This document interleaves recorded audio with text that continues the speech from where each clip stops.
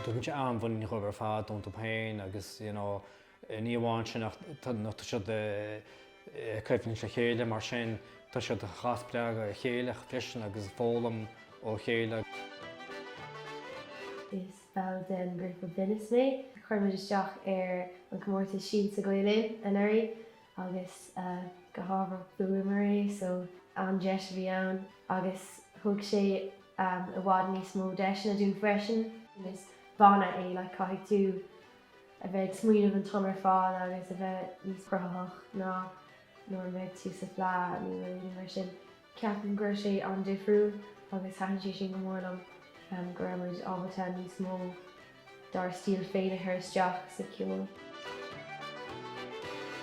Well, mis mé hain níl mór an taithí am le comórta se chuirbe. Bhí mé an grúpaí agus bannaí ceol roimhe sin ach sin an méid. Fioch Jack Delín beag nach chuile tún san arrangement Siansa. Tá siad sách tradiisiúnta. Bhí na lán tún nu aimsire sa comórta Siansa ach chuinnig midge é traditional. Bhí an árbs mar éil ar an bliain a bhuaiseata bar 65 bliain bhí a chéilear faoin conradh chumá so maior lei sin déidir lob cuidhá aithneasáil stoi maior ar an gradam a bhuaiseat agus chas siad le an tuachtar an. Tá sé héanaar cín ar a muzúki agus chu sé sin sprág orms áú bhí me casan gitar agus feadach stáin le blianta agus maior lei sin chosam a héana cas an muzúki. Bhín sé géinte chum cáilme go míseart.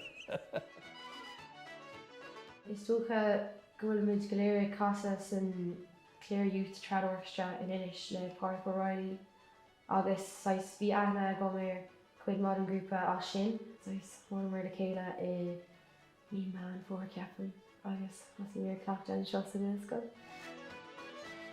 Rinne mar arranging le Killian Shannon driving mid leis ach is ceolchoirm í gach duine sa grúpa so bhí siad ábhantá teach sús le rudí a chuirteach agus rudí mar sin. Bhuail mé le lán cáirde nó trí Siansa agus casa mar ceol iontach. Beidh mé casa ar 5 lá de ní Aibreán i hAbhna an seo in Inis. Bhrálinn fannacht na céile leanúraige casa le na céile martá an creachcuin agus freisin tá cáidiúh jazz idir an